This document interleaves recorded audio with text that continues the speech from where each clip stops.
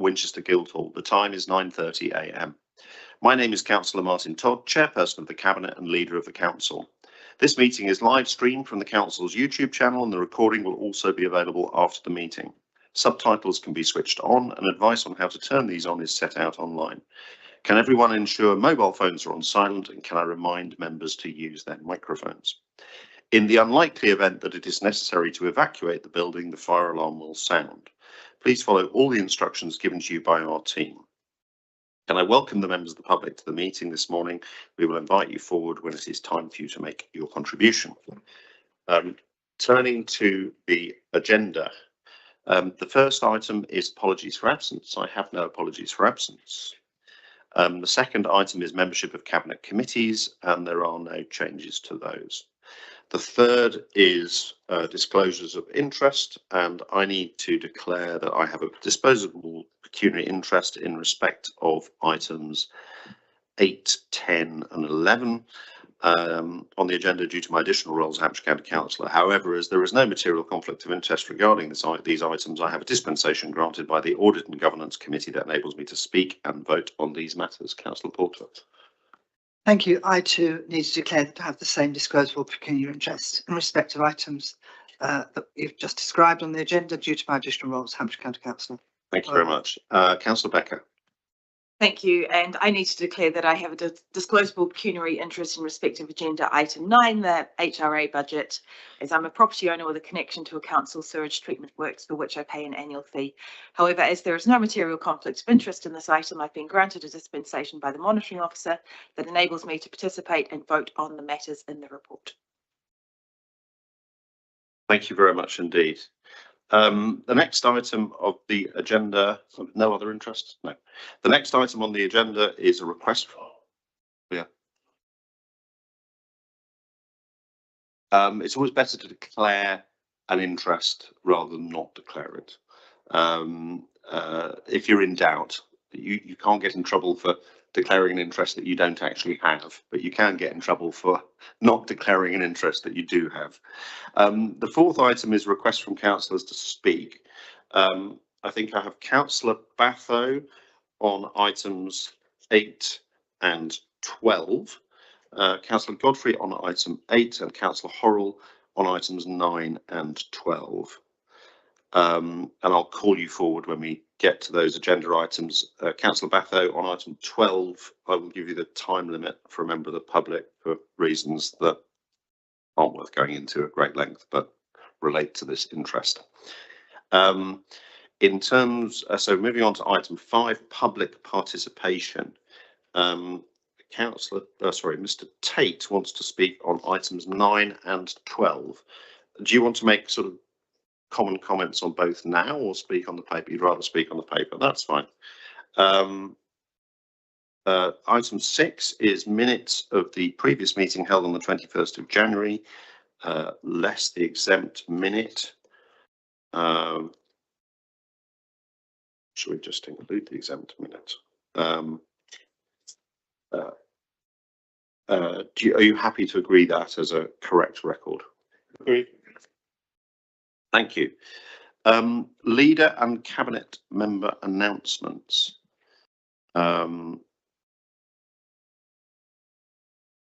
Councillor Becker.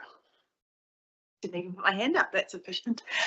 Just my usual announcement at this time of year that we do have our half-term activities going on next week. The football is going on across the district, so as usual we've teamed up with Active Me, so if people want to register on the website, it's just a great way to get the kids out of the house for an hour during the half term. Thank you very much indeed. Councillor Lurney. Thank you, Leader. With the prolonged rainy weather, saturated ground and rising groundwater levels, we are undergoing a period of very active river management in the city. I think most residents are unaware of the important role the Council's special maintenance team has in managing the main river and the 11 underground streams, 12 sluice gates and the weir boards that control the water levels across the city and beyond. The team checks weather forecasts, flood alerts and monitors a network of water depth gauges, as well as physically checking the rivers every morning at 6:30 a.m, adjusting the sluices as necessary in advance of any heavy rain, creating spare capacity in the River Itchen, which protects the city mill and prevents flooding along the weirs. They also temporarily reduce the flow of the underground rivers, as the majority of the surface water drains in the city centre flow into these, so reducing their flow creates more capacity to keep the drains working.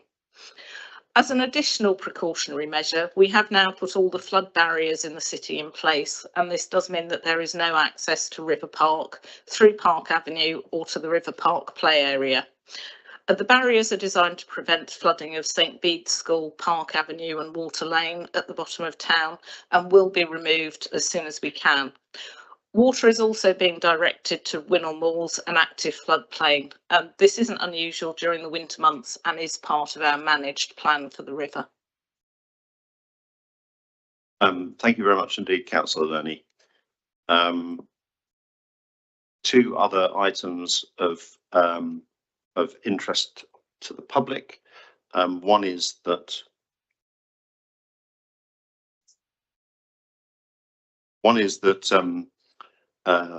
works on the Buttercross are due to start towards the end of this month.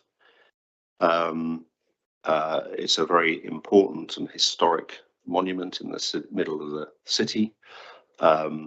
Inevitably, there's been wear and tear over the centuries. And a full plan has been agreed with Historic England as to how we can appropriately restore it, clean it, tackle the repairs that need to be done to it. The second thing, there's been a lot of frustration about the concrete blocks and the fencing up at the railway station, and we have agreed a plan with Network Rail, with South Western Railway, which will deal with all the problems up there, remove all the blocks and the fencing, protect the trees, and help restore the front of the station to a much better state than it has been for the last months, more than a year, I think. Any other announcements?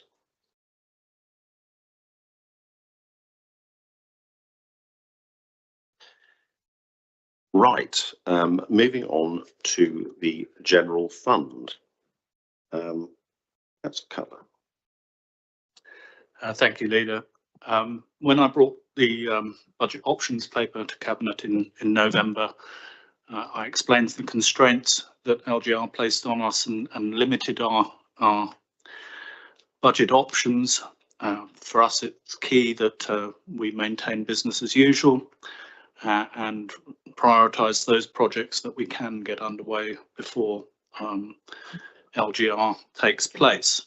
The one unknown figure at the time was how fair funding, the Fair Funding 2 formula would affect us. We calculated we made our best estimates based on the best advice we had, but the provisional settlement, which came through in December, on December 17th, I think, was worse than we had predicted.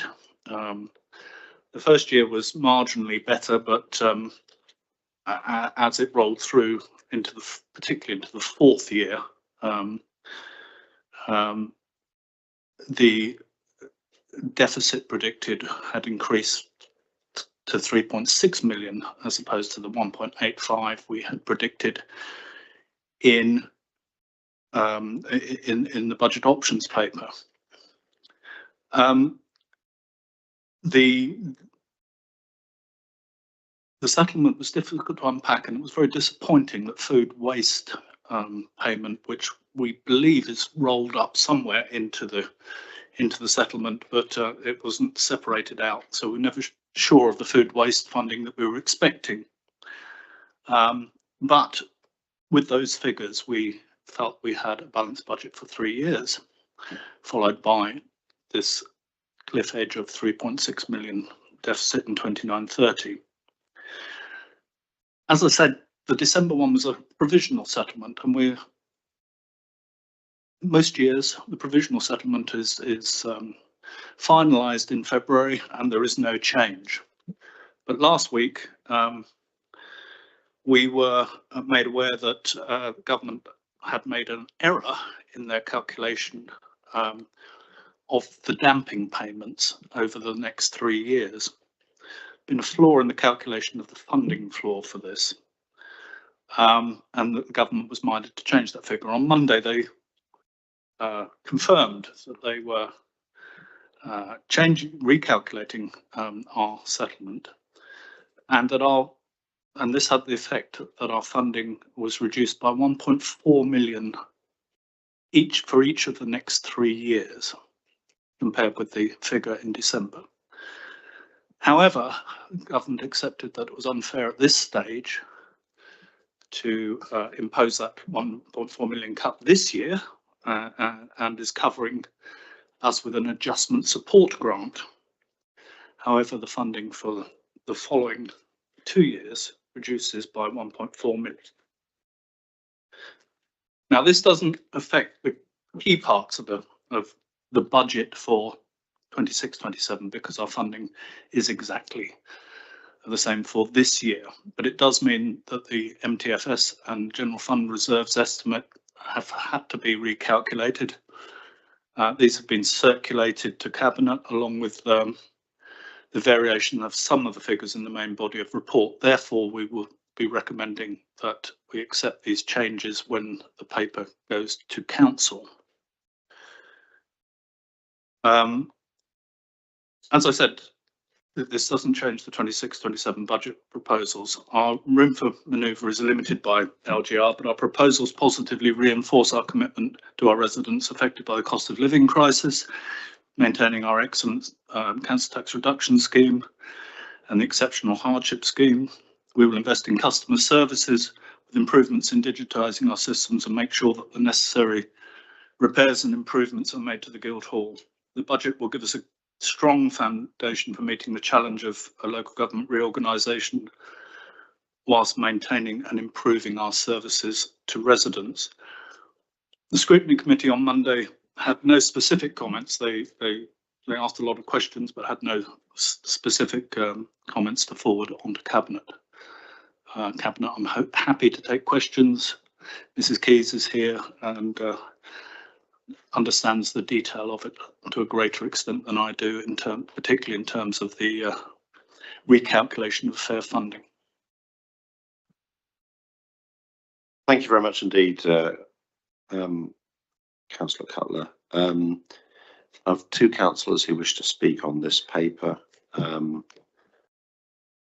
Perhaps we'll go first to Councillor Godfrey, if you're ready. Go first.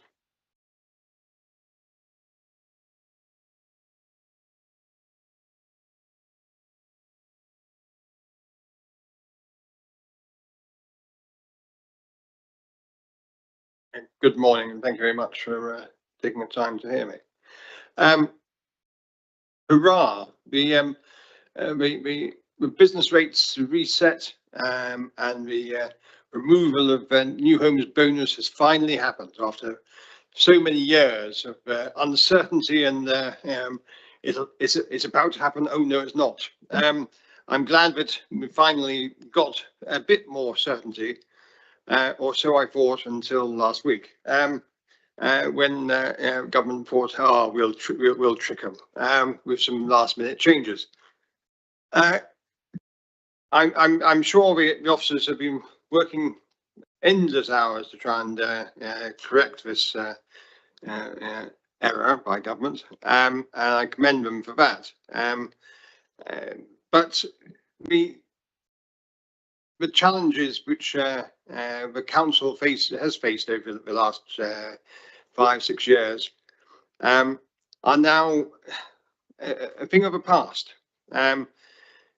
It is, despite the last-minute settlement, looking out into the future of next 2 years.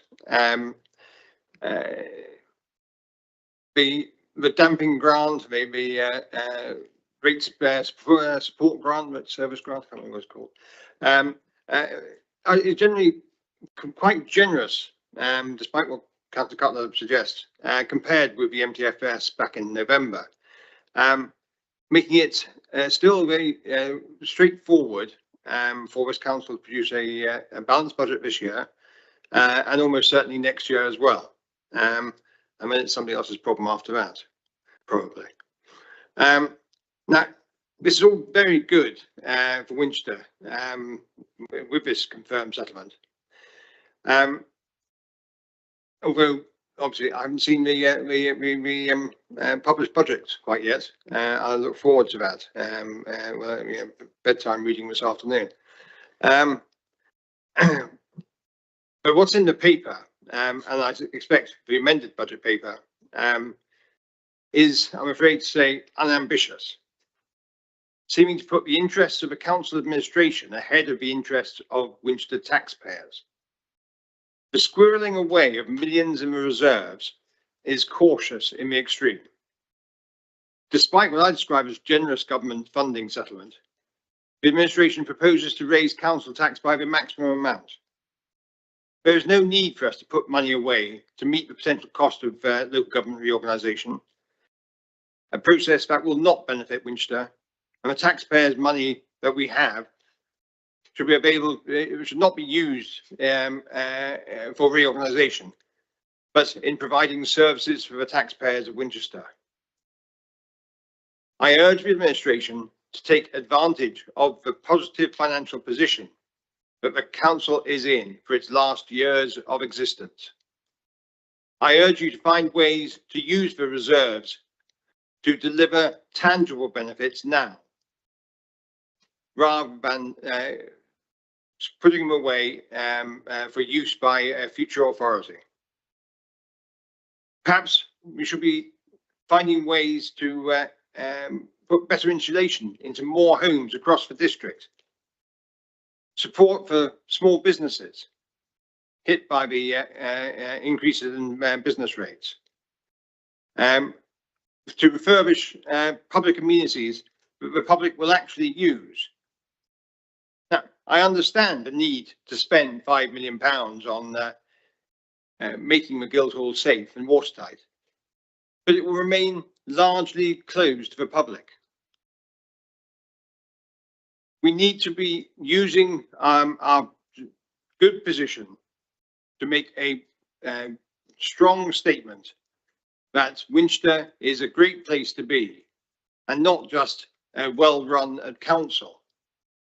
We need to have both a good council, a good district that is thriving, with a thriving economy, and with good public amenities. And squirreling the money away for a future use is not doing any good for the people of Winchester. Thank you. Thank you very much indeed. Councillor Batho, would you like to make your comments?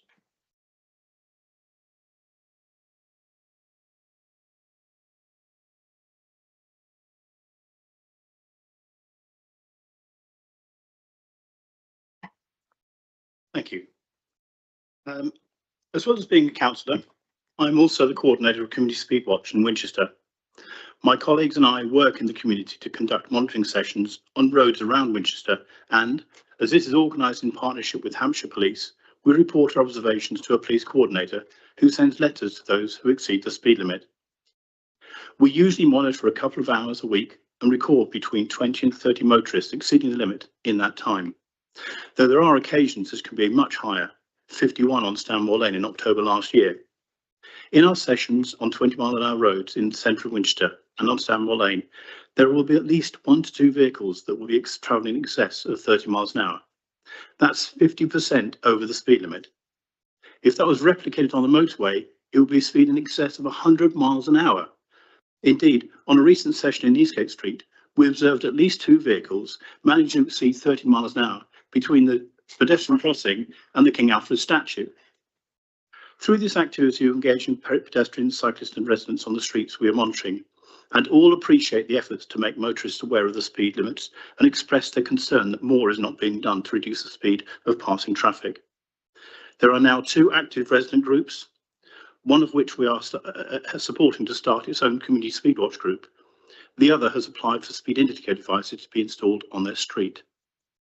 I am here to support the approval of the one-off service expenditure budget item 6B for a town account budget of 15,000 for feasibility work related to speed indicator devices within the town area, funded by the town reserve. Speed indicator devices are frequently seen outside the city area. They detect the speed of approaching vehicles and display this on a board to make the driver aware of how fast they are going. There may be additional messages or pictures indicating a positive or negative response. These devices are effective at reminding motorists of the current speed and reducing traffic to the speed limit.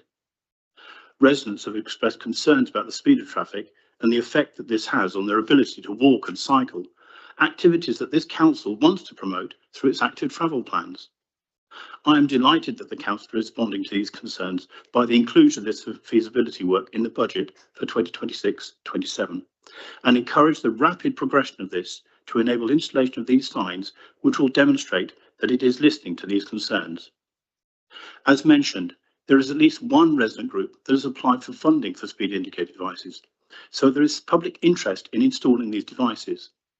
To meet this public pressure, I therefore request that Cabinet prioritise this feasibility work and it is undertaken early in the next council year. We need to respond to the valid concerns of our residents about the speed of traffic in the city area. An installation of speed indicator devices would be a visible and clear statement that the council is listening to them. Thank you. Thank you, Councillor Batho. Councillor Cutler. Thank you, Leader. I mean, I'm quite surprised by Councillor Godfrey's comments. To suggest that this was a good settlement is quite astonishing. I mean, it is, as the Shire districts, particularly in the south, have had the biggest cuts and across the country, and it is a substantial reduction in our funding over time. The damping effect does limit the immediate effect, but it would have been,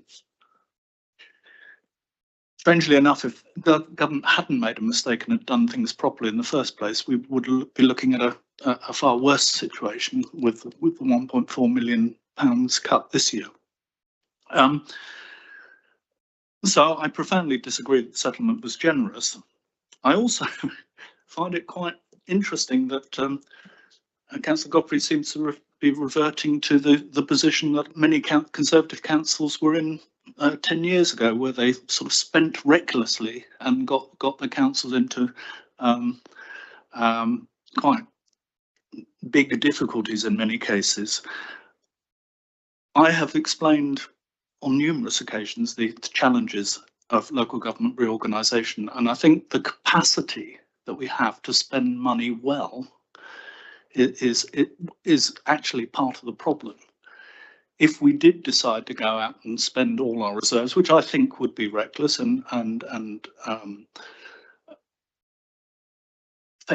so actually wrong to do, we wouldn't be able to spend the money well, because we just will not have the staff capacity there to do that. We will be looking for making sure that the SIL money pot is reduced quite substantially. We will require considerable funds for the actual instigation of the local government reorganisation process. But of course, the other matter is that at the moment, we can't be absolutely sure local government reorganisation will happen, given the uncertainties that happen in government. It would be reckless to plan to spend all our money if LGR doesn't happen. So I think it's irresponsible to suggest that we should just empty our coffers before LGR. There needs to continue to be local government after the end of Winchester City Council.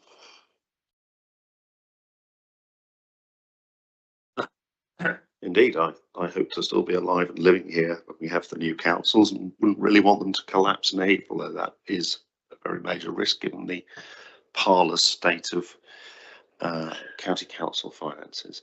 Could I was just going to then comment on Councillor Batho. I thought you'd finish. Sorry, Councillor Batho, in terms of the town forum budget, I think Councillor Lerney takes responsibility for that budget. I had it as fully formed as it comes from the town forum. So, and there are 4 members of the town forum on cabinet. So I would leave it to them to comment on Councillor Batho's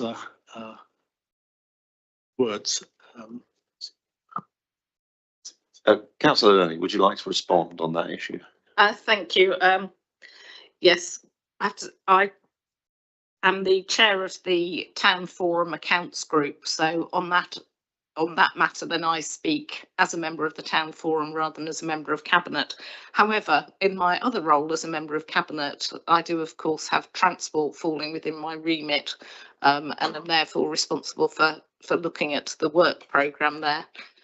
As Councillor Batho says, there's definitely a high public demand for the town to be doing what many of our parishes are doing in encouraging people to stick to the speed limit, particularly around schools and where we have significant numbers of pedestrians and people crossing the road. It is something which is important, and I think we will be looking at how we can best fit that in the work programme so that we can implement it as soon as is practicable. Thank you very much indeed. Our cabinet, any other colleagues got questions on this paper? Councillor Porter. Thank you. There was a comment made that we weren't spending any money, but we're spending very much a lot of money on a improved digital experience for our customers. And I wondered if you'd like to just explore that with us. Yes, as part of the TC25 programme, we originally intended to have a very comprehensive capital expenditure on digitisation of the council. Clearly, there are some aspects of that because of local government reorganisation, would be not sensible to proceed with, because once services are integrated, I think that'll be the role of the new unitary. But our customer experience level, the digitisation, both it is in fact to a certain extent more internally. So whatever contact residents have with the council, as things move through the council, we have fairly antiquated, clunky systems. And we feel it's very important to update those systems so that we are LGR ready, because not everything will transfer immediately. We were not in the same, we don't quite have we haven't modernised to the same extent as our potential partners anyway. And any system we put in, we will make sure it is compatible with the move into local government reorganisation. But the important thing is to make it simpler so that when calls come in, or whether people interact through the app, the process, information gets passed through more seamlessly than it does at the moment. Mrs. Keys may have more to add to that, but I don't know. Thank you. Councillor Crimoyson. Thank you, Leader. I just wonder if you could just add a bit more colour on the level of disruptions caused by this government fair funding 2.0, I think it's labelled, and also the late change to their calculations, and sort of thinking there about the disruption in the planning process and trying to manage things through. And then sort of related to that, given that that's sort of the behaviour that we have to tolerate from government, what would be the consequences of raiding our reserves, as Councillor Godfrey suggests, on the financial resilience of this council and any successor council that follows? Well, it's been a source of frustration for as long as I've been in this position, that as Councillor Godfrey mentioned, every year we were promised a 3-year settlement, and the previous government completely failed to do it. And it would be very late in the day when they said, "Oh, we can't manage a 3-year settlement. We'll give you a 1-year settlement," and the information came out at just before Christmas every year. So that's not great for budgeting. The new government last year presumably just didn't have time to do more than roll over and again carry on the previous year's settlement. But this time we were hopeful that they would get it right. We knew that, and we've always predicted that any fair funding review would disproportionately hit this council, and we've always taken steps to cover that, which is one of the reasons for the TC25 programme, in anticipation of the fair funding review. What's particularly frustrating this year is that although the normal frustration of a very late announcement of the provisional figures in December, at least this year we got a 3-year settlement. We thought we knew where we were. And I don't think it's ever happened where the provisional figures presented in December are significantly changed when they're finalised in February. And so it was quite a shock last week to discover that the calculation, and the calculation was around business rates pooling and the baseline funding from which the damping was calculated. So it doesn't change where we are in 3 years or after the end of the first 3 years, but what it changes is the amount the amount of cover we've got for the substantial cut. And this is where I disagree with Councillor Godfrey. It is a substantial reduction, baseline reduction. It's just the element of damping has helped us through and appeared to help us quite well in the original provisional settlement, but once it'd been recalculated, it made things very difficult. As I said, sort of glass half full rather than half empty. If they hadn't made the mistake, we'd have been worse off. Because they'd have announced the correct figures in December and wouldn't have had to put in place this extra support grant. In terms of the knock-on effect of this is that it does reduce our reserves over time. So, it almost supports the fact that it's not a good idea to try and empty the coffers, because who knows how things may change.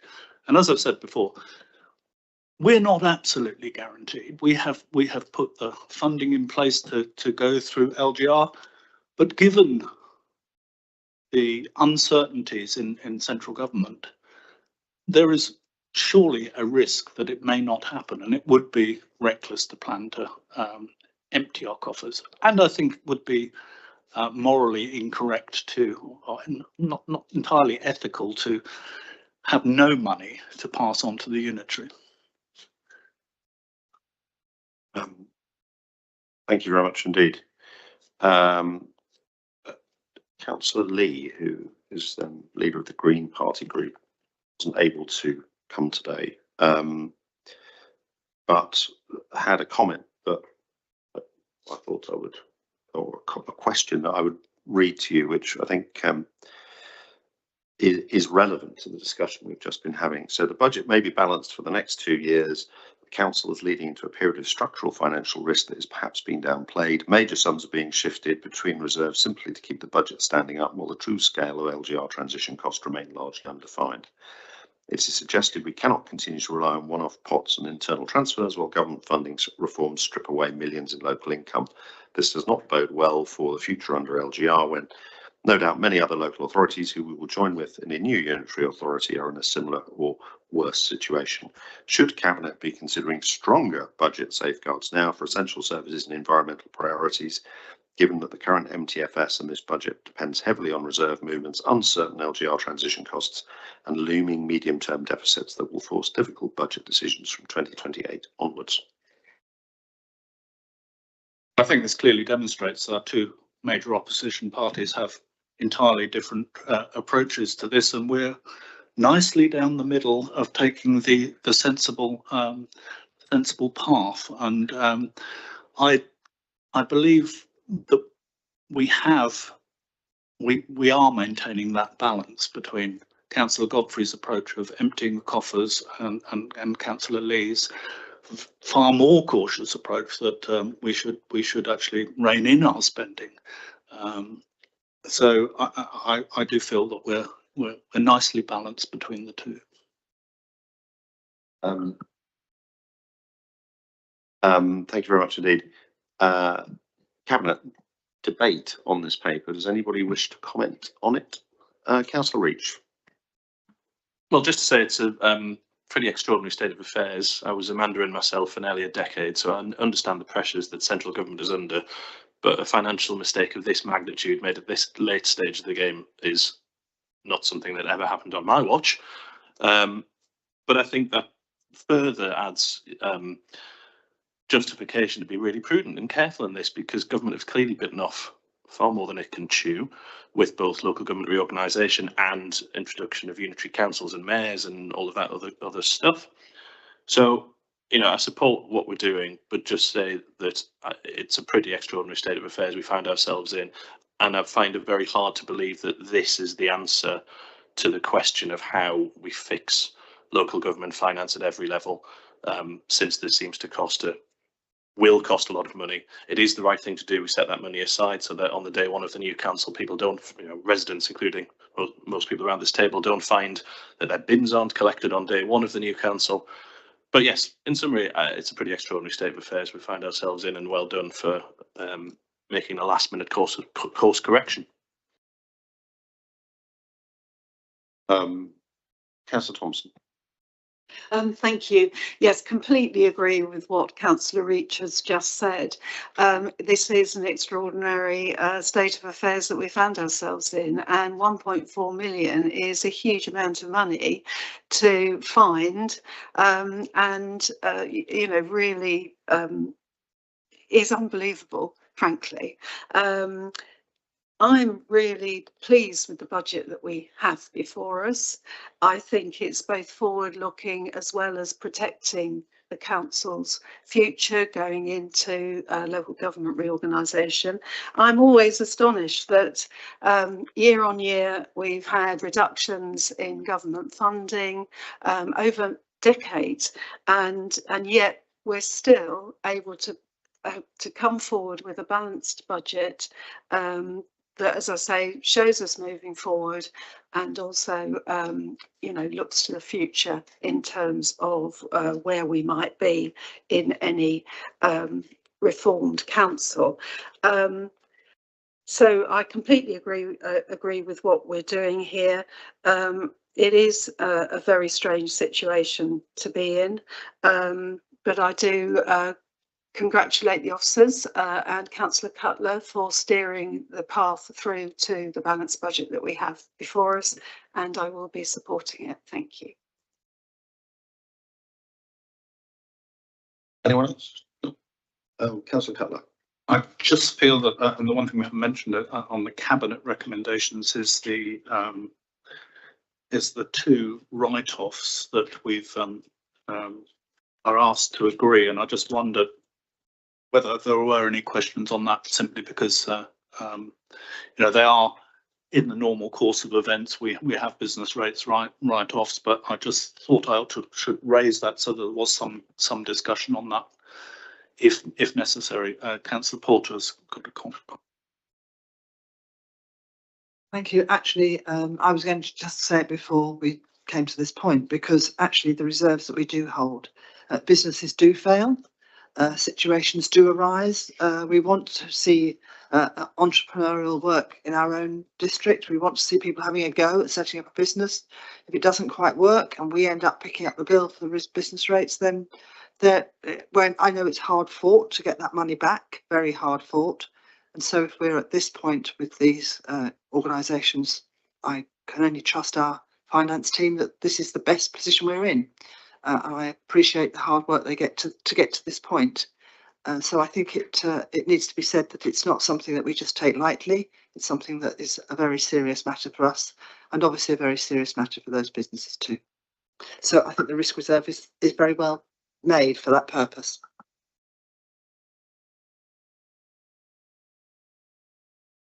Absolutely, and one of the questions was asked, you know, did we choose to collect business rates from the right people? The answer is we collect business rates from everybody. We don't get to choose what businesses there are and whether they're going to pay business rates or not. The question is, you know, there's no option in the case. So if it happens to be somebody who's not able to pay, then inevitably we will end up at the raw end of that.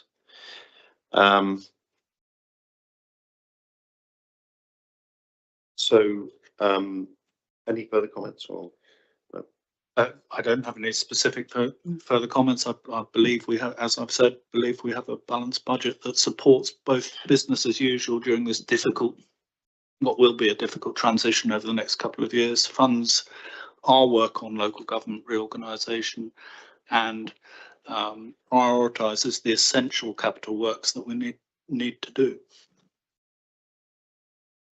Thank you very much indeed. I think at a time where the County Council Cabinet is shortly going to be asked whether they want a 15% council tax increase or a 5% increase associated with Section 114 notice, effectively declaring bankruptcy next year, it is great that we're in a wildly better position with a positive, balanced budget. A positive budget with a positive plan for our district, one that's going to work now and will work for the longer term as well. We do face huge uncertainty of local government reorganisation. Let's not forget that the decision relating to the mayoral delay for the combined authority, and obviously I have to declare a personal interest on that, but was made at about 2 days' notice versus what we expected as the final decision date. Absolutely at the last minute, again, interestingly, because of financial questions primarily, as far as we're able to tell. And so local government reorganisation does present us with huge uncertainty. We don't know who we're going in with. We don't know what the combination of, we don't know what the financial position of our partners is going to be. It is, and we do know, because we are getting instructions from MHCLG from the amount of work that needs to be done, that there is a huge amount of money that is going to cost taxpayers money to work on, and that is unavoidable if we are to deliver on what we've been instructed to do by government as part of the local government reorganisation process. The other thing to mention in terms of what options we have for spending going into the future is that there is a thing called a Section 24 notice, which we expect to be served on us when the structural change order that formalises the decision for local government reorganisation is made in the autumn, which dramatically impacts our ability to spend as we would want. But as said, it is a positive budget and it's a positive plan, and it's one that's going to work for the coming year and work in the longer term as well. We have quite a long set of recommendations, and I will be amending the first one, but I do want us just to be clear about what we're agreeing to today. The first recommendation that we will be making to council will be slightly amended, so it's to, well, it's slightly complicated. We are agreeing the level of the general fund budget for 26-27 and recommending the summary as shown in the Appendix A as amended due to the change in the revenue support grant announced on Monday by MHCLG. just to make things slightly more confusing, by the time this paper goes to full council, it won't be an amended Appendix A because we will give them a correct set of papers. So we will make sure it is clear but we need to be clear that we're not agreeing what's in the originally published Appendix A, but in the one that was updated as a result of a government change in funding. We then have a £30,000 increase to the town account tree maintenance budget, revised income bands for the council tax reduction scheme to help tackle the cost of living, increased expenditure for the ways that residents are able to contact us, and then, as highlighted, changes to the utility budget, extra budget for a corporate head of resources, a growth of £130,000 to reflect the budget pressure as a result of land charges service moving to the land registry, savings to reflect changes to the forecast employers' pensions, contributions and rates, and then of one-off service expenditure budgets, including for digital transformation, feasibility work for speed indicators, structural works to the Guildhall, a vital piece of spending to get done before local government reorganisation, which also enables us to look at future models for how that will operate, amendments to the reserves, confirmation of the special expenses under section 35 for the town area, agreeing to increase the town band D by 5% to £94.58, agreeing the council tax collection fund surplus balance, recommending a level of band D for £168.49, an increase of £4.83, a council tax increase of 2.95%,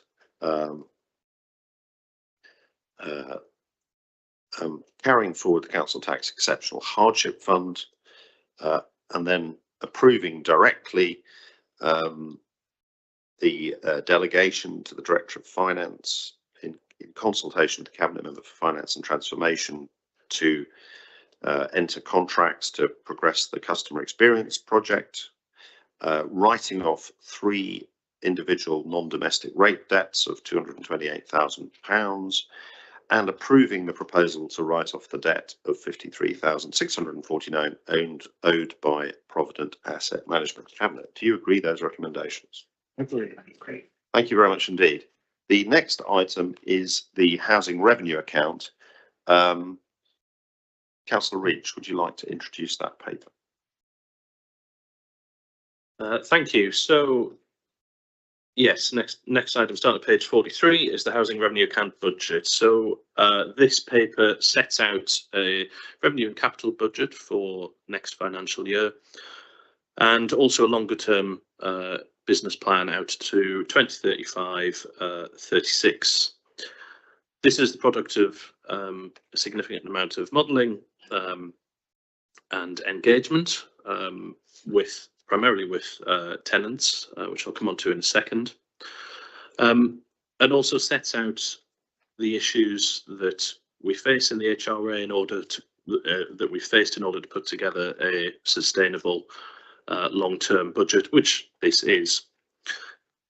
Fundamentally, though, this is about ensuring that our 6,500 homes are good, warm, energy efficient and safe for their tenants. This paper also sets out how we'll protect the critical repairs and maintenance work that we do, how we'll continue with the retrofit to make sure that our homes are reaching EPC C in accordance with the government deadline, how we'll further our decarbonisation works, and also sets out how we propose to build or indeed acquire the remainder of the 1,000 homes that this council plans to either build or acquire. Fundamentally, the budget set out in here is balanced. There are savings which are identified in the paper. The main source of revenue in the HRA, of course, is rents. but service charges and some other sundry items also tot up to the revenue. I would like to, since it's in vogue, also change one of the recommendations in the paper, which I'm sure we can get to procedurally later on, but this would be in response to the feedback from the TACT board relating to some of the savings set out at the appendix at the back of this paper. Further to that, I would also point out we've done an assessment of the risks, longer term risks facing the HRA. That assessment is largely around macroeconomic factors relating to interest rates, still high inflation, although the inflation has come down somewhat, it is still high, prices are still going up. And echoing some of the comments from the previous papers, some uncertainty longer term about government funding. So, in summary, what we have before us is a balanced and sensible budget that protects the HRA, makes sure our tenants have warm, sustainable homes for the longer term. And this is, I should stress, has also gone through tenant consultation, which I mentioned before, most recently at an extraordinary TACT board on the 4th of February. This paper was also scrutinised by the Scrutiny Committee on Tuesday of this week, the 10th of February, and I can respond to some of the comments from Scrutiny Committee now, although there weren't any substantive recommendations. So if Cabinet would like, there's a few comments I would make. The first is around, there was an error in the paper at paragraph 11.65, where we left out the name of the affected sewage treatment works. That's Fursley Corner, that should read, which I believe is in Denmead Ward. There was also a question around the Scrutiny Committee were concerned around the pace of retrofit and whether we would be on target to hit our government mandated date. As was discussed at Cabinet Committee Housing on the 2nd of February, we are. As of this year, we've completed 135, as of this date, I should say, we've completed 135 interventions in our property. So that might be solar, battery, that might be double glazing, existing single glazed windows. But of those 135 interventions, they were done in total to 101 properties. So there's 101 properties out of a target of 120. Mr. Hendy's nodding, by the end of this financial year. So we are on target with our retrofit. Some of the confusion, I think, has arisen around changes, again, some last minute changes from the Department for Energy Security and Net Zero, who in November of last year instructed us to immediately stop installing batteries related to SHF, Sustainable Housing Fund Wave 3. As Cabinet knows,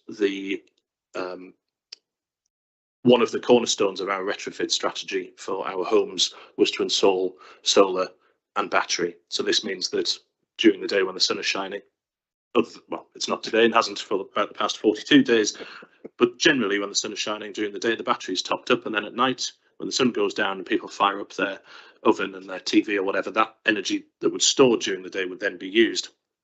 The government department has decided that they will no longer fund, or they've placed a pause on funding of batteries, hence us having to change our approach in year, hence us being behind where we would like to be. But again, I would just stress once again that so far this year we've completed 101 properties for retrofit, which is on target for 120 by the end of March. Other than that, I don't think the Scrutiny Committee had any further questions. No, there were no specific recommendations. So hopefully that deals with all of those. I'm happy to take any questions from colleagues. Thank you. Thank you very much indeed. We have some potential comments coming from members of the public and councillors first. So Mr. Tate, would you like to come forward and make your comments?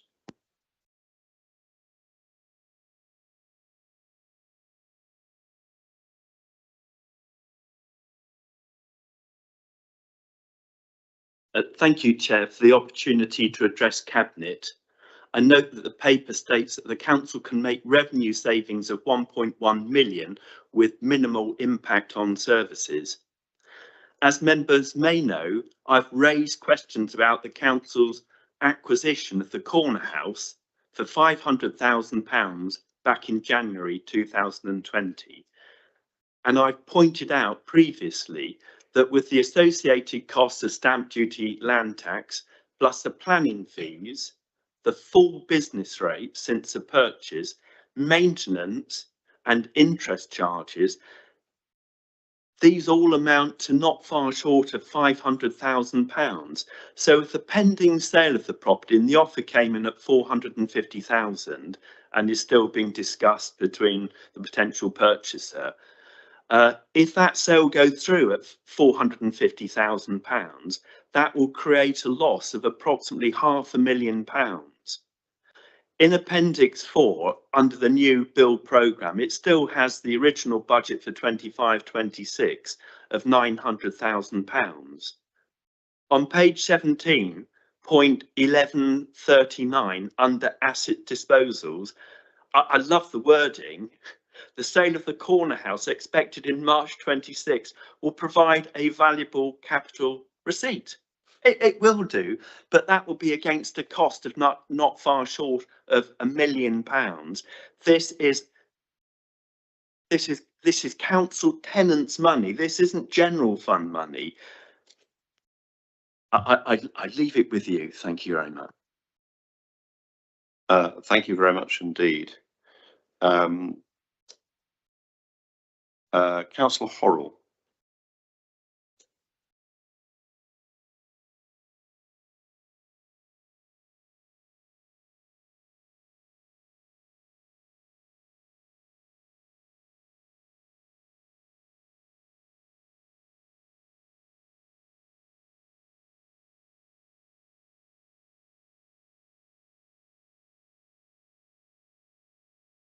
Good morning, Chair. Thank you for allowing me to address Cabinet this morning. Firstly, congratulations to the housing team for managing such a crucial part of our City Council work and for ensuring we provide decent homes and communities for our residents. As we move into a world of change with government reorganisation, it will be even more important to ensure that this aspect of our work is protected, nurtured and enhanced. I've had the opportunity to look at the papers in detail in advance, and I'm pleased to see the additional savings identified since the November options paper to help alleviate the pressure on the budget. Convergence of rents, Chair, was a budget opportunity for us, but the government did not make a decision in sufficient time for us to implement this in the next financial year. However, I hope we will take the opportunity to review this with tenants well in advance during the remainder of the year, ready for next year's budget. Tenants have already helped us by agreeing that the reduction in the cycle for external decorating is reasonable and so would be a good cost saving.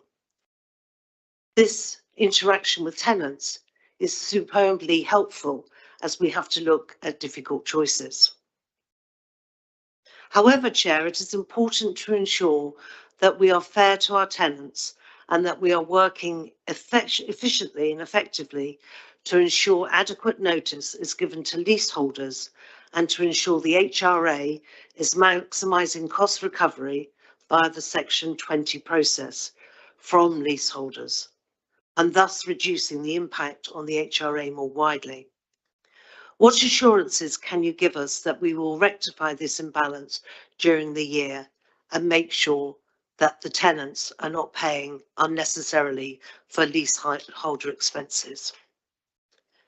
Likewise, Chair, we must continue to tackle the imbalance in our fees for the sewage treatment works, the ones that we own and are impacting tenants and homeowners, and the improvements that we have previously committed to make. Can you confirm that the partnership for South Hampshire monies agreed in 24 will continue to be forthcoming in this time of change?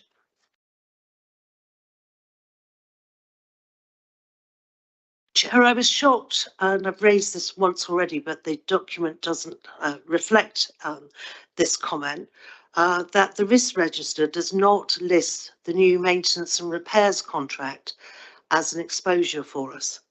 Given this is one of the most expensive contracts and important contracts this council has, and we all know that when you change a major contract, you can have dangers just simply in the change, not through anyone's fault, but that's the nature of a difference. Please could the 151 officer reassure me that this is not an exposure to the HRA, and if not, why is she reassured by that? Chair, our commitment to enhancing our homes from an energy point of view is clearly very positive. And it was helpful to understand the reprioritisation of this work. But do we have sufficient and skilled human resources available to deliver this work, given the complexity of it and the need that we all have for deadlines to be met?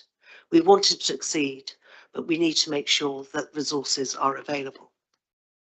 And finally, Chair, I'm hugely disappointed, as you will imagine, that the commitment this council has made to new affordable homes stops in 2032. Stops. No money, no allocated new projects in the plan.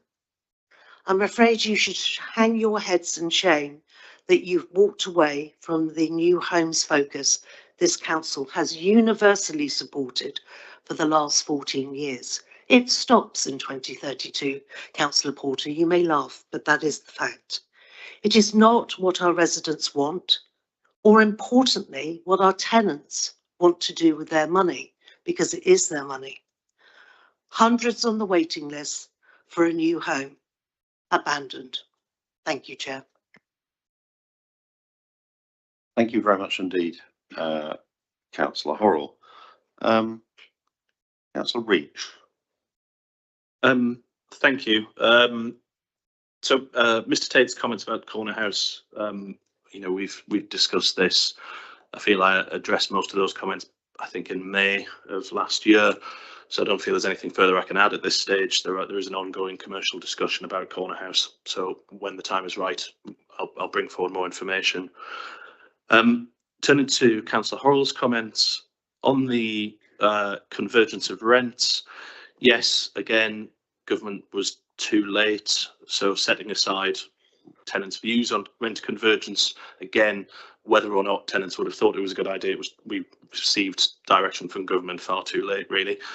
The decision from central government was made in January last month, which is too late for this year. But of course, and as I assured members of the TAC board who were at scrutiny committee on Tuesday of this week, we will certainly go through the full round of consultation before any decision is made on rent convergence.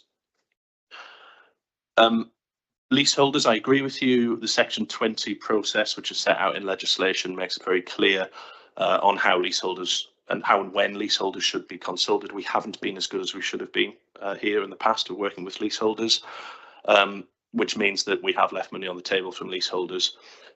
That's not to say that, you know, we will dump the full cost on leaseholders. That also wouldn't be fair. It's our job to make sure that the tenants are treated fairly, but that also when expensive works are done to, this is largely buildings where there will be a mix of tenures of council tenants and leaseholders who've purchased their property through right to buy, that we make sure that the balance is right, because we know in particular the blocks here in town and up in Winnell, some of the works could be very expensive to bring those old buildings up to modern safety standards and modern energy efficiency standards.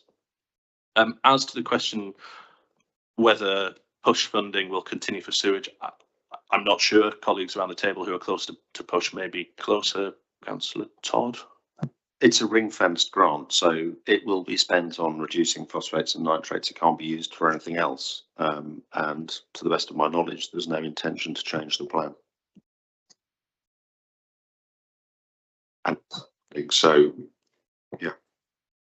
I think the next question was for Liz, if you're happy, on the risk profile of the maintenance and renewals contract. Yeah, absolutely. As an officer team, we acknowledge the importance of the repairs and maintenance contract. It's a significant expenditure for the HRA, and as such, it's being treated as a Tier 1 corporate project. So the progress of that and any risk exposure from that is being regularly reviewed by the Programme and Capital Strategy Board. So that just goes to show how seriously we take that. Thank you. And then the final question was around new homes. We've discussed this a number of times. As I said at council, I was happy to meet with the member, and we meet regularly. I'm not going to dignify the comment that we've walked away from tenants. I'll remind members that, this is 6 years hence that we're talking about. We've got a proud record of building homes.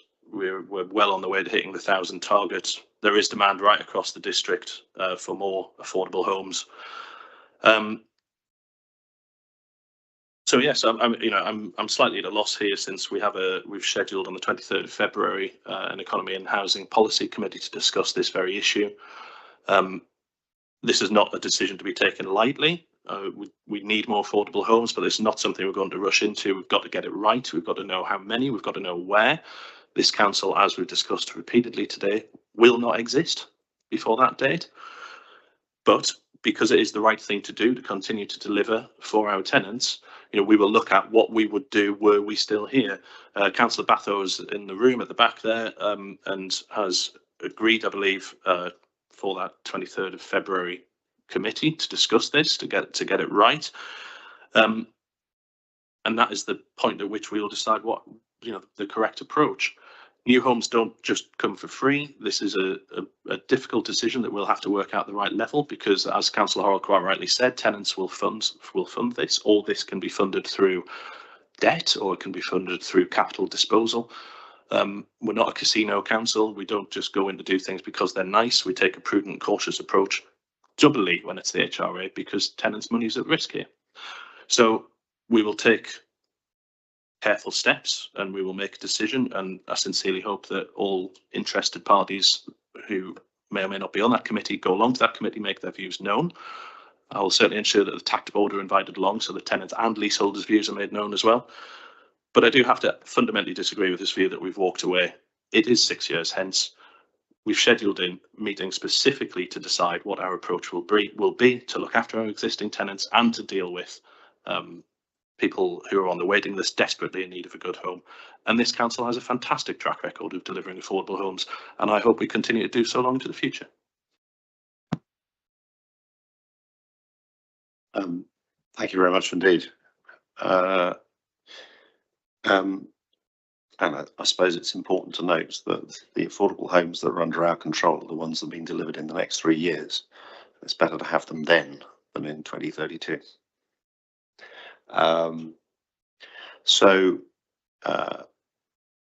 Colleagues, any further questions from Cabinet? Any debate? Councillor Porter. Thank you. Relating to that, I have only recently been made aware of a statement by Matthew Pennycook, a written ministerial statement about affordable homes. And we try in planning and in housing to work together, very conscious of where the housing need is and making sure that we maximise that money to make efficient use of that money to build new homes, but also conscious that Section 106 agreements produce homes for affordable homes too. And this statement from Matthew Pennycook accepts the emerging but very strong statement we're hearing from registered providers that they're finding it more and more difficult to take up Section 106 agreements because of the constraints and the costs of those developments. And it's taking us in a completely different direction here and offering a much more flexible arrangement with those S106 agreements until December 2027. That's really relevant to us, and we will be discussing that. I will be hopefully joining that conversation on Monday to make sure that our planning department makes most of this opportunity to maximise the number of homes that are actually built and occupied, because at the moment those houses are just not being built because registered providers are not taking them up. So this is a very serious part of the delivery of it. It's not just about our own homes, but making sure that we maximise the ones that developers build, because actually the quantity, the high quantity, is generally in our larger, big developments, and that's where they can bring houses that genuinely people need, affordable homes in all parts of the district.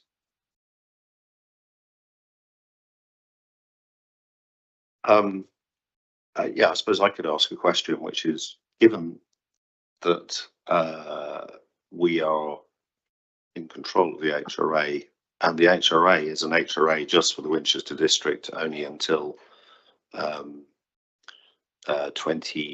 April 2028, are there flexibilities to actually accelerate our delivery of affordable homes, even if we leave the question as to how the HRA will service the needs of the new unitary that it exists in to future authority?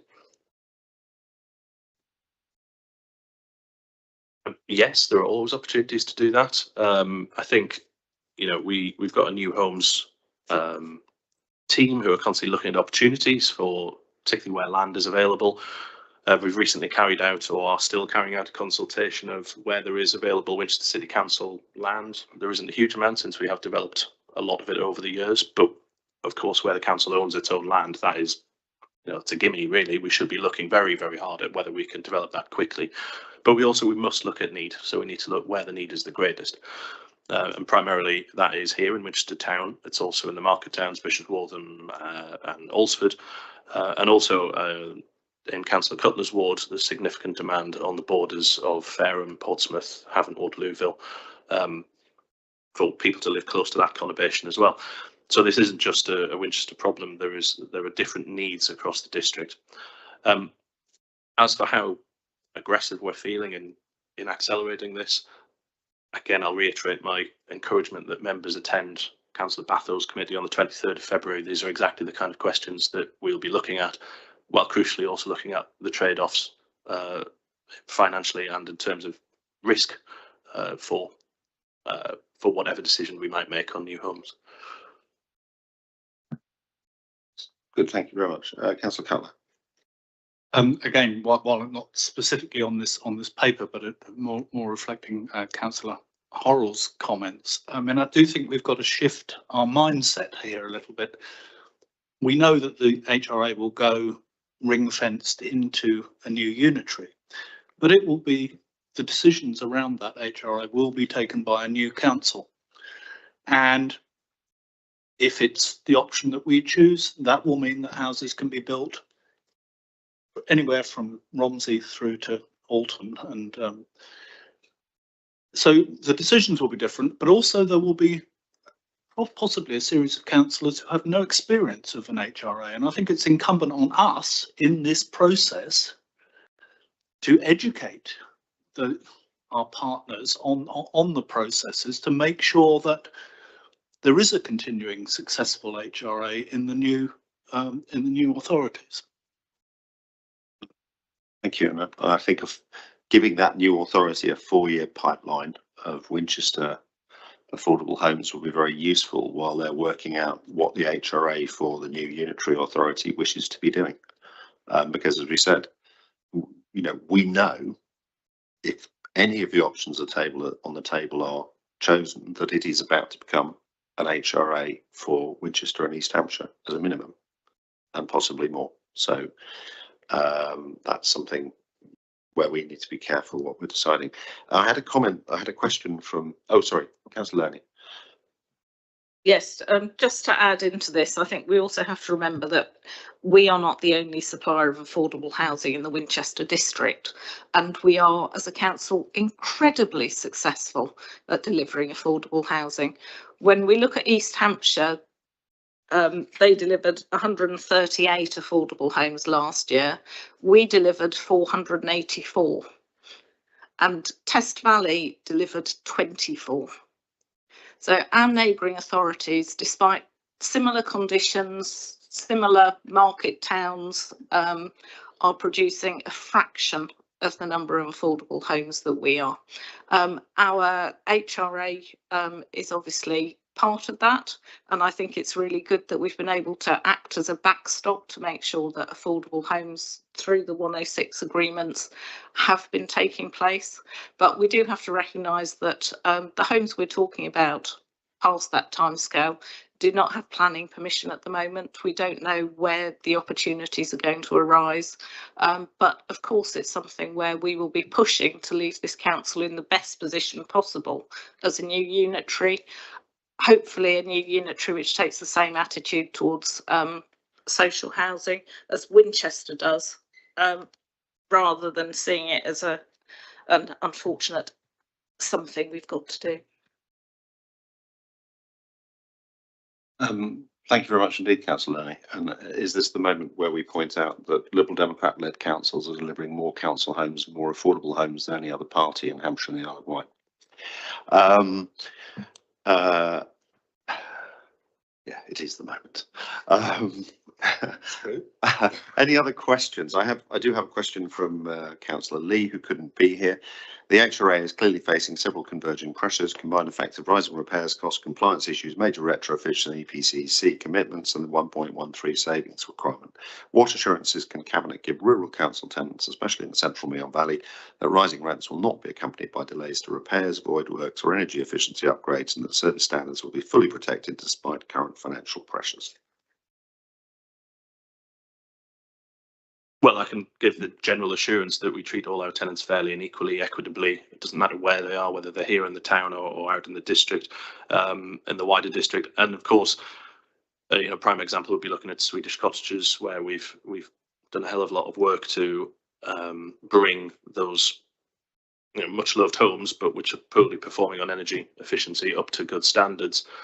In Councillor Horrell's ward, we've added new homes at Woodland Close, and in Mitchell Dever. So we treat all of our tenants equitably and fairly, as best we can. Much indeed. We now move to debate. Any further debate or comment from colleagues? Councillor Reach, any final thoughts? Yes, as I said at the start, I trailed a change to one of the recommendations. If now would be the right time to go ahead to do that. So this is in response to feedback from tenants. I was very pleased that this year, in previous years, when we've consulted tenants, we haven't done very well, tenants and leaseholders, in terms of for our response rate. This year we had 291 responses. Which is really good, really pleased, and thank you to colleagues who've drummed up some support for the consultation. Tenants were very clear. This is referring to the savings appendix 7, page 76 in the agenda pack, that they would like a change made. So the original recommendation, which is at the top of the paper, is that we approve the revenue savings target of 1.13 million at Appendix 7, and then the rest is set out. I would like to revise that based on feedback from tenants and leaseholders, most recently given at the TAC board on the 4th of February, to be approved revenue savings targets of £1.13 million as at Appendix 7, with following change to replace the £52,000 neighbourhood budget saving with the £50,000 frequency of external decoration saving.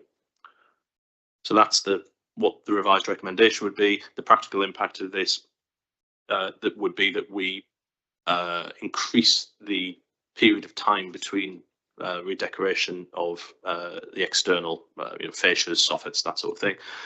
And the money that we save from doing that less often, instead, we use to maintain the neighbourhood's budget of £52,000.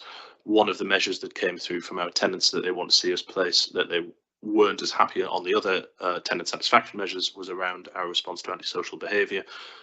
So it wouldn't be right to reduce that budget at that time. We've worked with an external party called Resolve to help us frame our response to antisocial behaviour around our council homes and our tenants. and that money would go some way to enacting their recommendations. So there were a lot of words in there. Hopefully members followed what. So the recommendation we changed to swap to lengthen the period of time between external declarations and use that money that we would save from doing that to support neighbourhood services in the future, primarily to deal with antisocial behaviour concerns arising from our tenants. Right. Okay, so we've got an amendment to the recommendations. Is that a particular recommendation or is that in the main paper? Sorry, I'm just, which number is it? Number 8.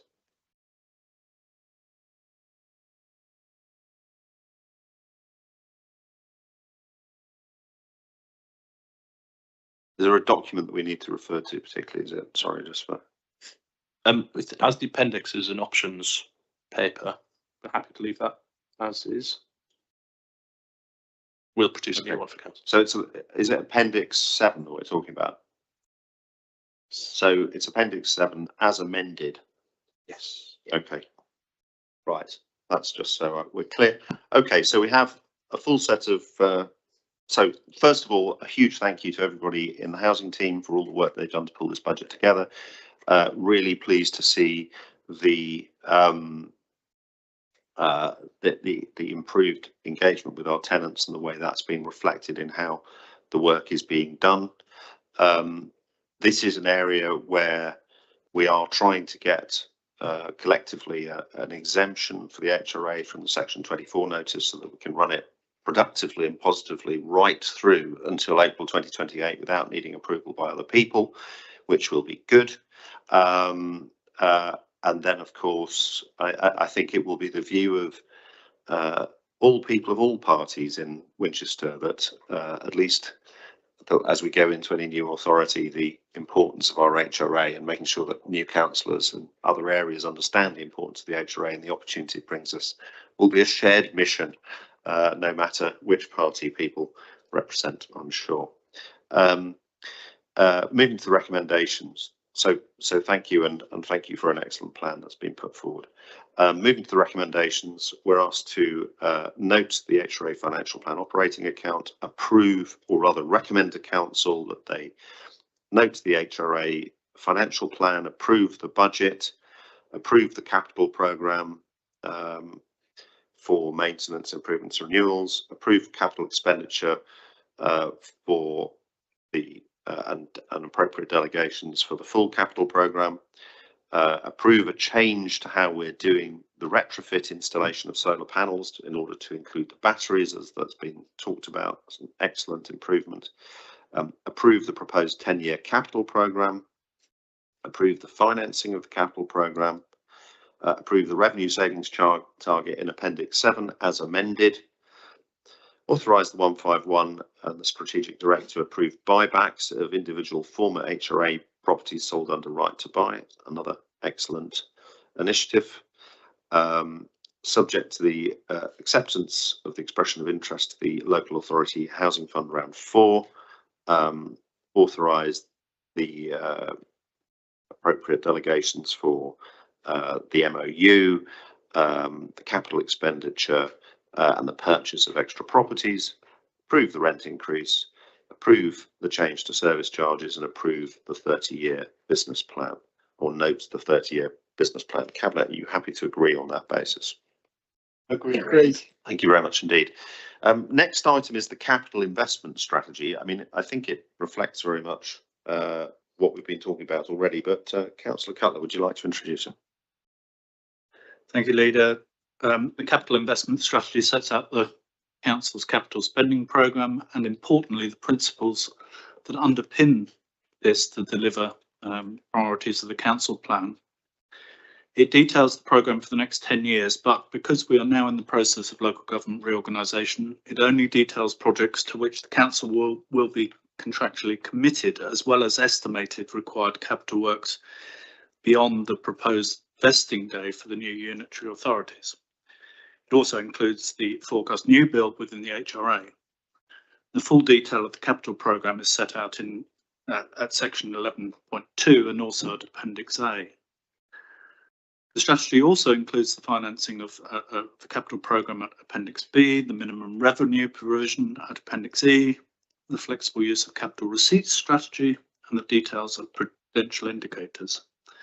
Cabinet's asked to recommend the strategy along with its subsections to Council, and also to approve specific capital expenditure on IT equipment and repairs and capital improvements to the Guildhall. I'd like to thank the finance team for the immense amount of work they put into the capital strategy, particularly Neil Aitken, and I'm happy to take questions. Thank you very much indeed. So we have no public or councillor deputations on this one. Colleagues, any questions? Councillor Baker. Thank you. A really simple one. We talk about the IMT capital expenditure and we talk about the corporate network and multifunctional devices, but what is that in plain language? MFDs, printers, essentially. Printers that do photocopying and scanning as well. Any other questions? Councillor Cromwell. Thank you, Leader. I'm looking at the HRA section of the capital expenditure thing, and there's quite a lot of items there, like major repairs, fire safety provisions, climate change emergency, which go off onto right the way out to 2035, 36, which I think is absolutely right, because these are homes that people live in, that we have, and we need to make sure that there is a long-term plan. Now, I think this question comes back to the question of what happens after 2032 with the capital spend and new build there. And really my question there is, I mean, one could arbitrarily fill in the numbers after that, but what sort of lead time is needed to be able to plan for the next phase? Is it 1 year? Is it 2 year? Is it a 3-year thing? My sense is that is 4 or 5 years out before we need to, well, before it needs to happen, and that's plenty of time. Could we just comment on that, Councillor Cutler? Thank you.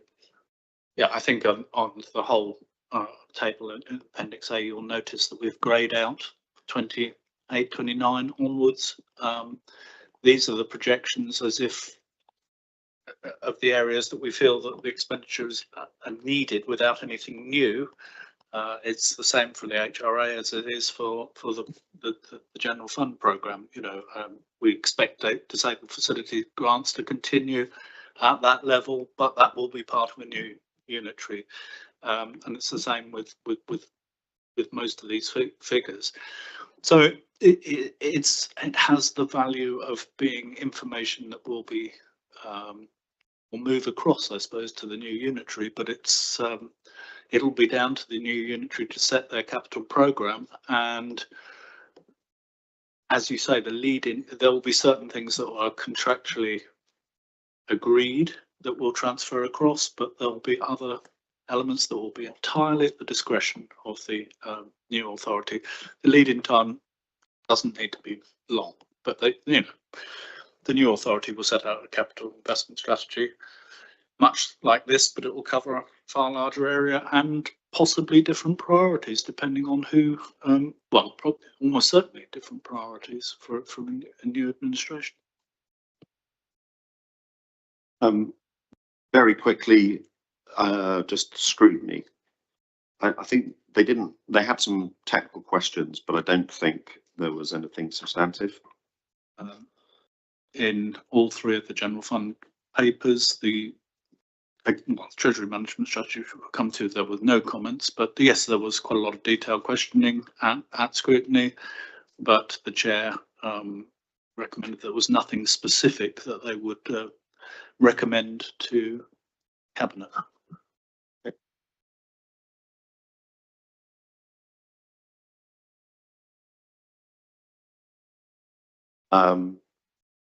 As Porter. Of course, this doesn't include or it does, but it's not really specified, the SIL funding. And we are working to make the most of that right up until September 2026, 2027.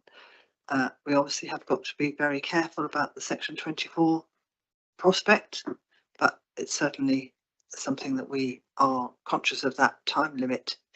I just wanted to mention that because we've achieved a lot of very positive things right across the district for residents whose area have development, and it's highlighted actually partly in the River Park Pavilion of 2025-26 and other projects in here, but not specifically as a chapter or a section of the paper. But it is absolutely making a real difference to communities right across the district.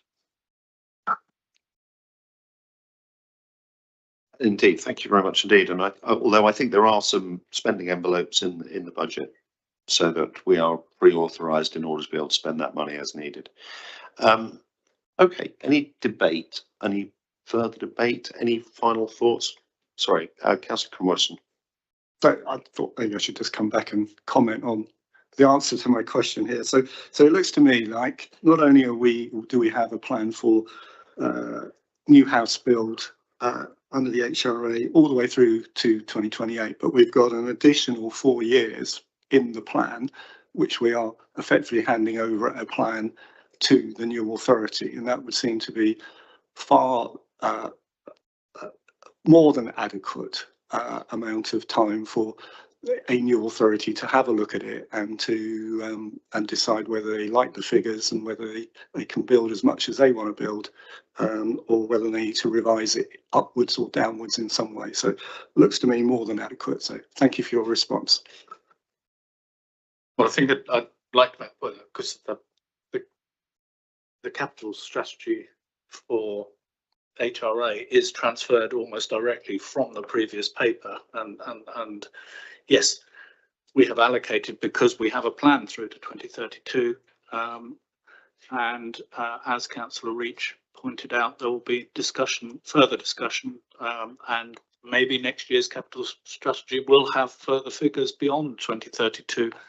Whether that they'll only be indicative for a new authority, as we've discussed.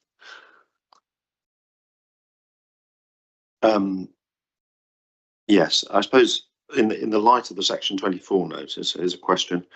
I'm assuming that we have an interest for the 26-27 spending of getting as much of them as what's listed there in contract as we possibly can before September, October. And we expect the Section 24 notice to come in. Is that a fair statement? It's probably a question to the 151 to keys. Yeah, where we're progressing capital schemes, obviously where we are in contract with those, then they will remain unchanged when the structural change order comes into force. But clearly we will work with partner authorities even after that time to progress priority areas within the Winchester district, as I'm sure they will want to do with their existing capital programmes in their own areas. Thank you very much indeed. Any last thoughts? Nope. Thank you very much indeed to all the officers for pulling this together. I mean, it is useful. This is where you can see a lot of detail as to what's planned. I mean, we were talking just now about affordable houses. We're planning to spend, I think, £40 million in the next 2 years on new homes for the HRA, and there is a lot of good and important projects outlined in here. So thank you. It's a huge amount to keep track of, but also to do the work necessary to deliver them.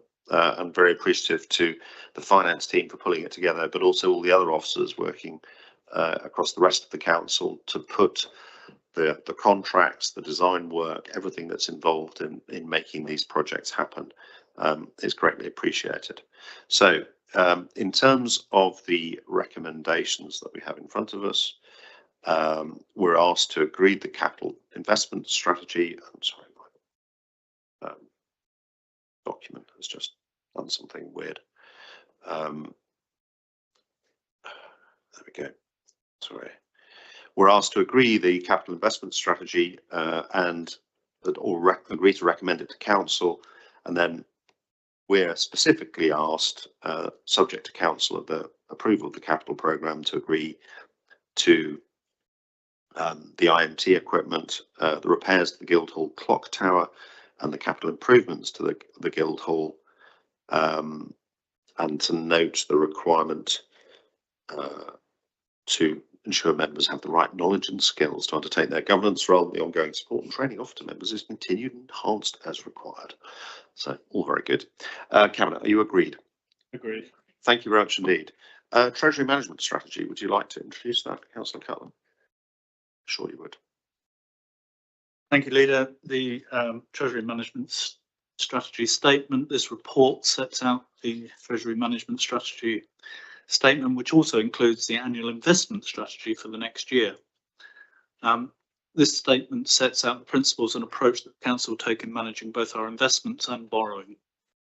The Treasury Management function is undertaken under a service level agreement with the Hampshire County Council Treasury Service, and the Council takes advice from Arling Close, our Treasury advisors. There are no specific changes to the strategy from that adopted last year, but the paper gives updated figures and calculations for the balance sheet, actual and forecast, liability benchmark, interest rate risks and estimates of future borrowing requirement. There's a wealth of detail in the paper, and we don't actually have the experts here to answer some of the questions. That was what I've said at scrutiny, that we had the HCC team there, but I'm sure Mrs. Keys will be able to answer any questions that come up. There is one error in the paper, and that is Appendix D. There is an amendment to it, which will be tabled at Council. It repeats the 10-year liability benchmark graph and should be the 50-year liability benchmark graph, which I think Cabinet members have been, a copy has been circulated. I'm not sure of the value of a 50-year liability benchmark, but that's what's included, should be included in the panel. Happy to take any questions. Yes, I've got a question, sort of version of a question raised by Councillor Lee, which is, I suppose, ultimately, does any adjustment need to be made in the balance of borrowing, liquidity, etc., as we move into a new unitary authority, or is that beyond the scope of this paper? Or because this is for 26-27? Yeah, the principles behind the Treasury Management and the limits are all set out there. I don't think there's any requirement. Our risk profile hasn't changed on that, so I wouldn't have thought there was any need to change that at the moment. Mrs. Keys. Yeah, just to confirm, all councils operate within the prudential framework, so we will all be bringing forward Treasury management strategies based on the same framework and the same constraints. So I don't think there's any need for us to change that approach going forward. Okay, thank you very much indeed. Any further questions? Debate? We have two recommendations in front of us three recommendations in front of us. We're asked to recommend the Treasury Management Strategy Statement to full Council. We're asking Council to delegate to the 151 to manage the pooled property investment and long-term borrowing according to the strategy, and delegating authority to the 151 officer, which in turn is discharging that function to Hampshire County Council's Director of Corporate Operations within the service level agreement to manage our investments other than the high yield portfolio and our short-term borrowing. Cabinet, is that agreed? Agreed. Thank you very much indeed. The next item is the report that's come to us from Cabinet Housing on Venter Living. Councillor Reach, would you like to introduce the paper?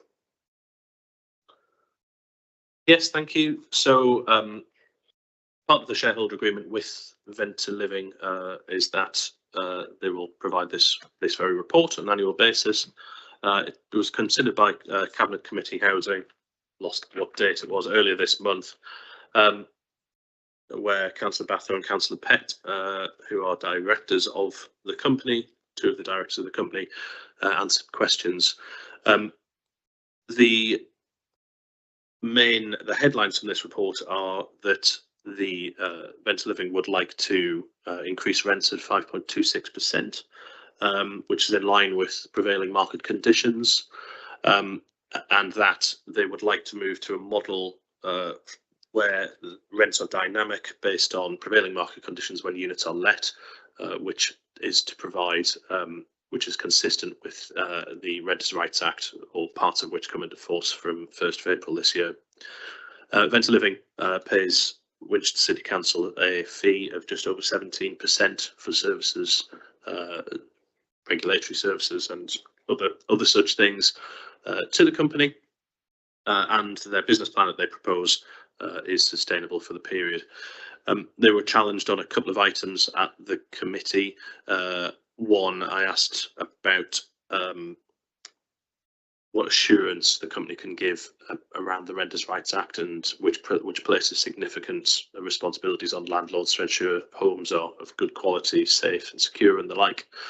We received some comfort around that, and Councillor Horrell, who's here, also raised a point after the meeting around the timing of notification of rent increases to tenants of Venture Living.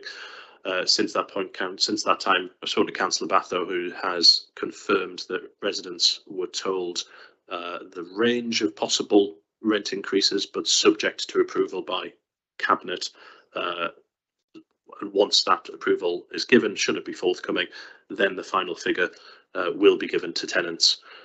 So there was some question whether the company had presupposed approval from this from Cabinet, and I'm confident they haven't. Mr. Hendy, is there anything further you would like to add? The final comment as well is Venture are exploring potential other business opportunities, other areas to move into, which is what we'd expect of a company. Of course, no decisions have been made, and any such decisions would have to come to Cabinet for approval. Thank you very much indeed. Mr. Tate, would you like to come and make your comments?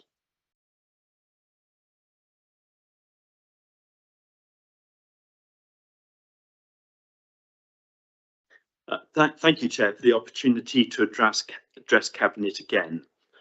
Although the Venture Living report has an exempt paper, which obviously I have no knowledge of, I'm going to guess that the exempt paper effectively states that the business model is questionable and probably isn't viable, but the council is going to persevere anyway. The business model was marginal at the best of times, but with changes in housing regulation and the economy in general, I cannot see how Venture Living can trade with an acceptable surplus. There have been other examples in authorities where they've set up their housing companies, and unless I'm missing something, invariably they fail or they persevere really without achieving anything at all. Originally, the 41 Winnell flats were going to be managed by an independent, not-for-profit, local exemplar housing provider, mentioning no names, and the council decided it was set up its own company, which, having my time in the council, we've discussed it a lot. It never seemed, I couldn't actually see what the purpose of it was, but the council decided it would set up its own company and didn't go ahead with the option. The council should just wind up Venture Living and outsource the management of the small portfolio of 41 flats to another provider who could do a much better job. And just concluding, comments made earlier about the council's New Homes programme. It was the utterly brilliant Tony Coates who invested time and energy, along with Richard Botham, to get this council to buy itself out of that notional debt. So great to take credit for those numbers, but the hero in this is Tony Coates. And it'd be great if just occasionally some credit was given to him. My small role in it is insignificant. Councillor Horrell is perhaps a greater achievement than me, but Tony Coates is someone who should be recognised. Thank you, Chair. Thank you very much indeed. Councillor Horrell, would you like to make your comments?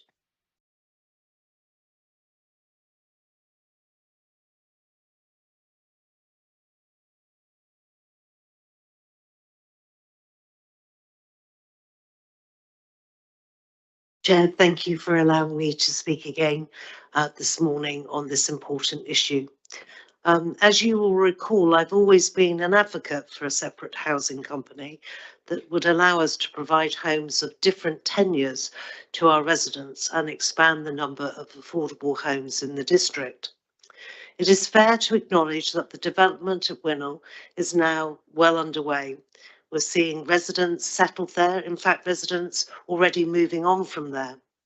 However, it was disappointing to read in the report that there is no proposal to expand the remit of the company in 26-27, which it says on page 1. Although I'm sure we would all agree that there are many opportunities in our area to add to the portfolio for the Venta operation, even on a small scale. My question, Chair, is what criteria will Venta use to initiate further acquisitions in the marketplace, even on a limited basis?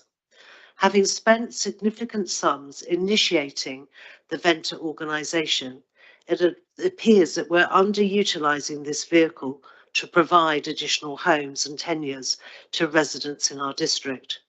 How can we gain clarity about this, please? In addition, Chair, I question when Venta will take the decision to provide the administrative support for their operation themselves, which they currently buy from the City Council. With new legislation in the rented sector already mentioned by the portfolio holder, is this the time that the company should resource itself rather than adding to the services they purchase from us at the Council? If some of these questions are better answered by the board members, I'm happy for them to come back to me outside of this meeting, Chair, if you feel that that is a better approach. Thank you. Thank you very much indeed. And Councillor Batho, did you want to make some comments?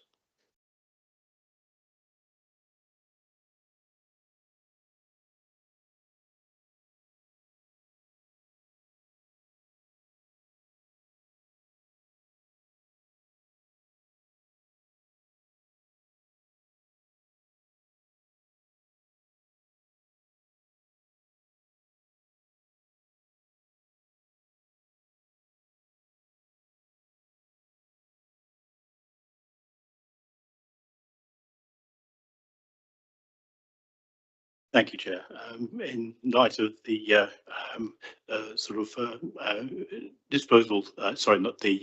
interest that I hold in Venta, I will give a presentation and then retire because the conversation will then proceed. Really, just to reinforce what's been said, Venta Living, as despite what Ms. Tate says, has been a success. It's been a success for our residents who've been able to rent energy efficient housing at an affordable price. A success for the council financially, who are a long-term asset backed by a predictable income stream. And a success for the council experientially, as it now has visibility of the private rental market and the challenges that it faces. As been discussed already, those challenges are now upon us with the Renters' Rights Act, which is changing the way that renters and their landlords relate to each other.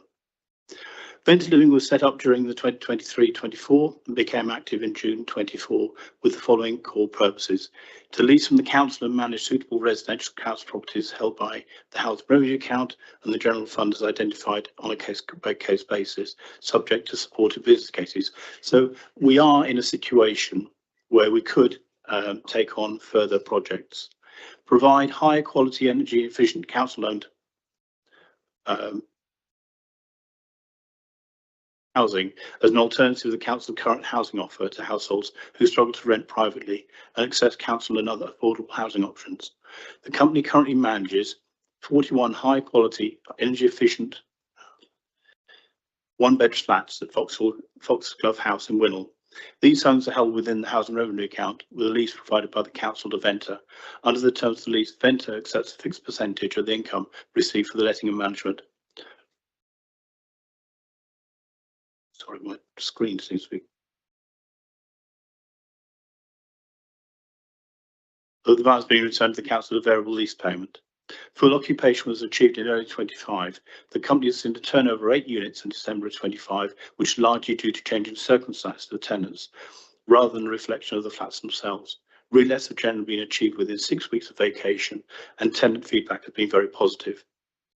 Venta is overseen by a board of non-executive directors made of 2 appointed councillors, 2 independent members and 1 council nominee.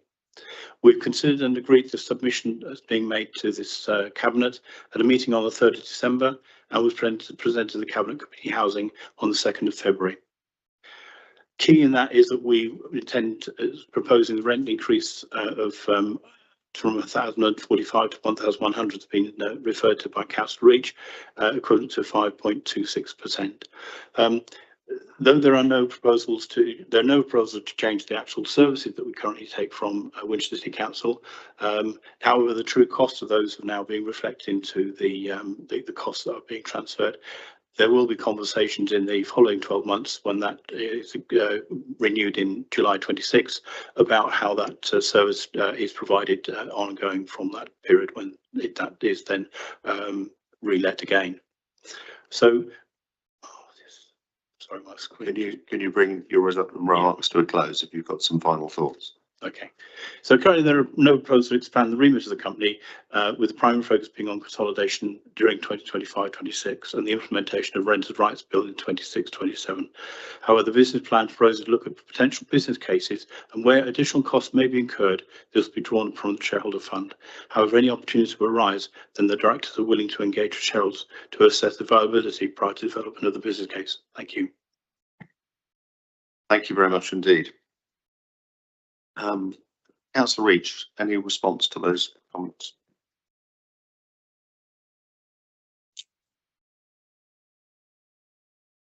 In response to Mr. Tate's comments, always have to give credit where credit is due. I haven't held this portfolio all that long, so that some of the names he mentioned may well have been before my time. You know, I could make a comment that around a local exemplar management company, well, you know, which the City Council considers itself to be very good, and our tenant feedback is very good. As for winding up and outsourcing, well, of course, this is always an option, but the feedback from tenants in Venta homes is that, you know, the service they get is very good and they're happy living where they are. So there isn't really a reason I see to do that at this stage. In response to Councillor Horrell's comments, yes, I mean, I think probably the right thing to do is to talk to the directors outside of this meeting. I made reference to one of the areas they're exploring, looking at other opportunities. It's for the company to decide whether that's the right thing and bring a proposal for any further acquisition or change to their business plan. Mr. Tate made a comment about the exempt appendix. Without going into the detail of the exempt appendix, I can certainly assure him it doesn't say that the company is in trouble. Quite the opposite. It says it's sustainable in the long term. Thank you very much indeed. Councillor Loney, would you like to say a few words about George Fothergill and the fact that we have an HRA in the first place? That is even before my time, Councillor Todd.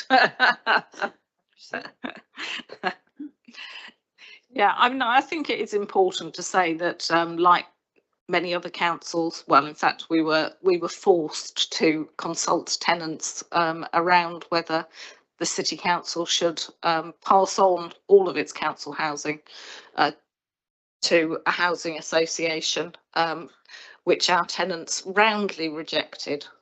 I think we are considered a very good housing authority, and certainly our tenants are much happier being our tenants than of alternative providers within the district, shall we say, on the whole.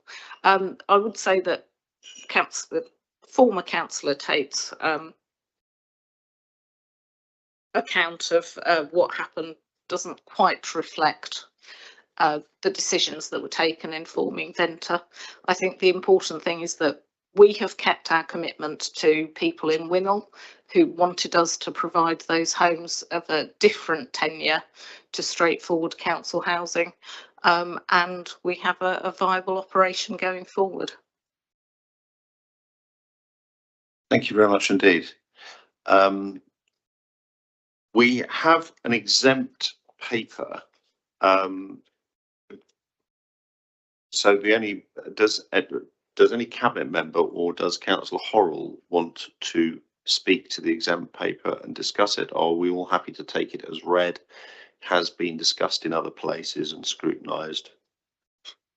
I'm not seeing a desire to go into exempt session to talk about the paper in detail. I think the key principles of it are outlined in the overall paper, so there's maybe no need to do that. Is colleagues happy to on that basis? Yeah. Are there any councillor questions on this paper, obviously, or on the exempt set paper as well? No. Any debate? I think Councillor Lerney's already made some important points in the debate. Any final thoughts on the paper, Councillor Reach?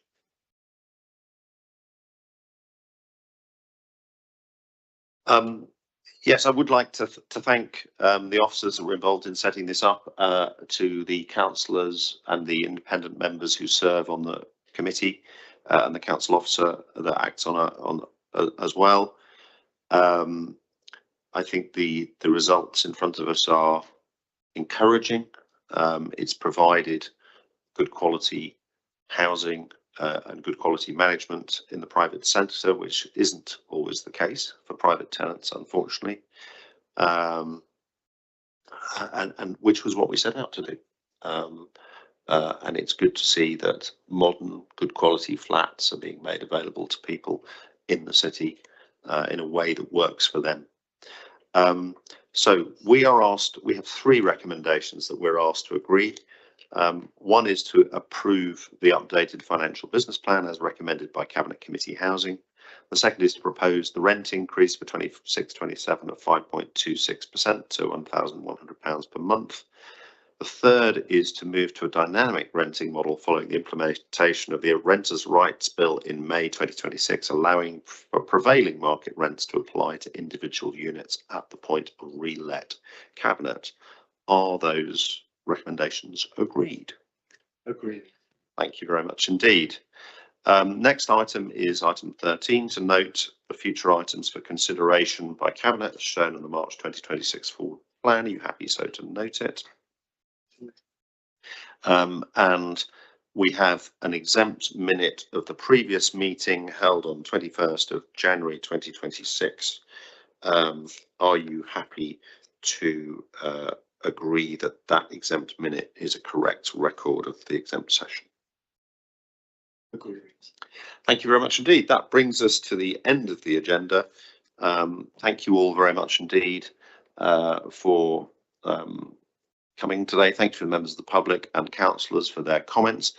A particular thank you at this time of year to Ms. Keys and her team for the vast amount of work that has gone into this, particularly at a time when the government is moving the goalposts at not even the 11th hour. I think we're at 11:59 p.m, 1 minute to midnight. And the work that you've done, firstly in the overall preparation, and secondly in responding to the changes at very late notice, is hugely appreciated, and do please pass on our thanks to everybody in your team for everything they've done. Anyway, on that note, I think we've covered all the business. Thank you for coming along, and I declare the meeting closed.